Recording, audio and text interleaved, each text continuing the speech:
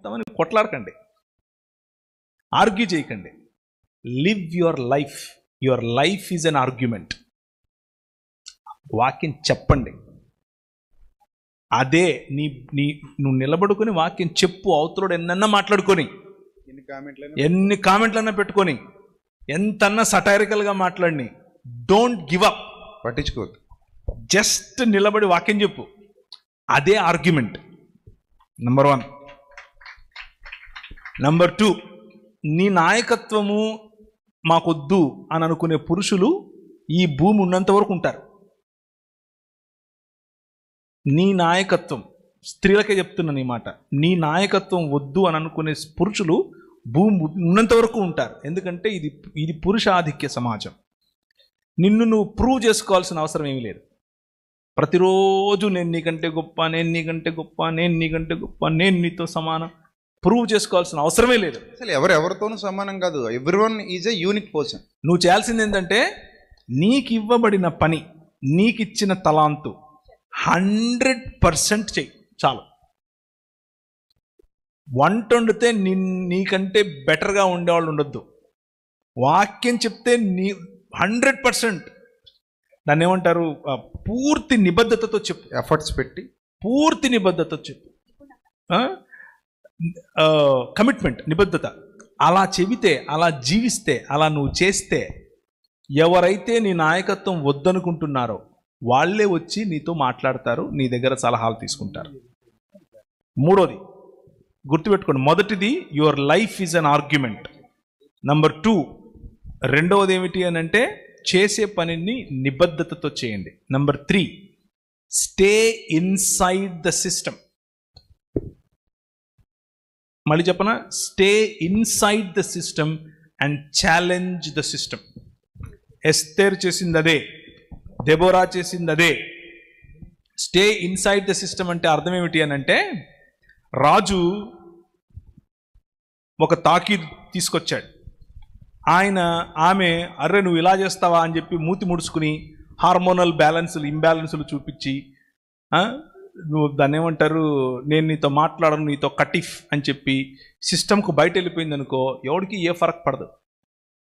మీరు స్త్రీలు డిసప్పాయింట్ అయిపోయి సిస్టమ్కు బయటకు వెళ్ళకండి, సిస్టమ్ లోపల ఉండండి. సిస్టమ్ లోపలుండి 3 దినాలు అయిపోయిన తర్వాత రాజు సన్నిధికి వెళ్ళండి. రాజు సన్నిధికి వెళ్ళి ఆమె మాట్లాడిన మాటలకు రాజు కంగు తిన్నాడు, అయ్యో ఇలా అవుతుందా అని. So inside the system, inside the church, inside the community, inside your own people, లోపలే ఉండి కొట్లాడండి, లోపలే ఉండి గెలిపించుకోండి. That is your calling. Okay, inside the system. 4వది ఫైనల్ మాట, ఆల్వేస్ రిమెంబర్ యువర్ రూట్స్. నీ మొదళ్ళు మర్చిపోవద్దు. ఫెమినిజం ఫ్లాప్ అవడానికి గల కారణం మొదళ్ళు మర్చిపోవటమే. స్త్రీ ఆధిక్య సమాజం కోరుకోవటం తప్పు. అది మన మొదలు కాదు, అది మన రూట్ కాదు. స్త్రీ అహంకార సమాజం మన రూట్ కాదు. ఒక రకంగా చెప్పాలి అని అంటే హైదరాబాద్ లాంటి నగరాల్లో ఇప్పుడు స్త్రీ అహంకార సమాజం మొదలైంది. అది మనల్ని చంపేస్తుంది. పురుషాహంకార సమాజం ఏ విధంగా అయితే బానిసత్వానికి దారితీస్తుందో, స్త్రీ అహంకార సమాజం కూడా బానిసత్వానికే దారితీస్తుంది. స్త్రీలైన మీరు, దేవుడు మిమ్మల్ని సున్నిత హృదయులుగాను, చాలా కేర్ అండ్ కంపాషన్ ఉన్న మనుషులుగాను చేశాడు.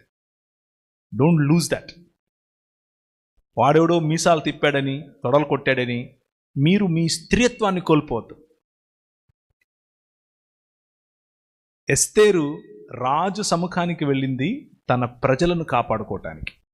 నీ మూలాలు నీ ప్రజల్లోనే ఉన్నాయి, నీ మూలాలు నీ కుటుంబంలోనే ఉన్నాయి.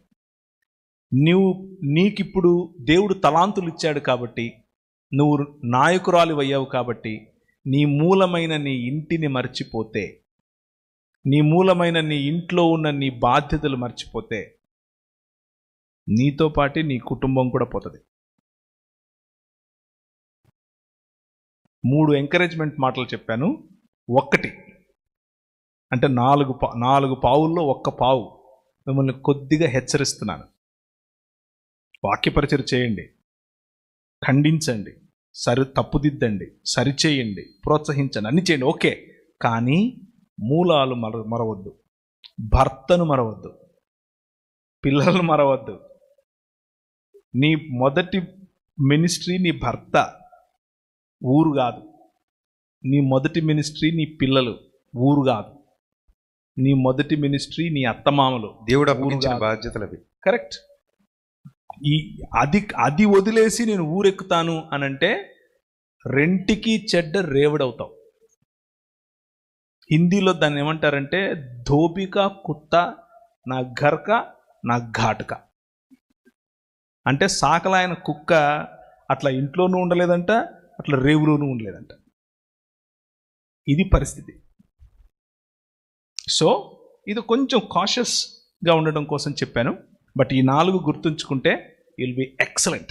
And we need more women leaders. చాలామంది స్త్రీ నాయకులు కావాలి. ఒక్కరు సరిపోరు, ఒక్క కాంతికల సరిపోదు, అలాగే ఒక్క సిస్టర్ సరిపోదు, వినూత్న సరిపోదు, 100 కావాలి, 100 1000 కావాలి. Right? So rise more women leaders. And నా డ్రీమ్ అదే. నేను చాలాసార్లు మాడుతుంటాను ఈ విషయాన్ని. We need thousands of women leaders. So rise up. This is your time. ఇది మీ సమయం. Rise up. Thank you.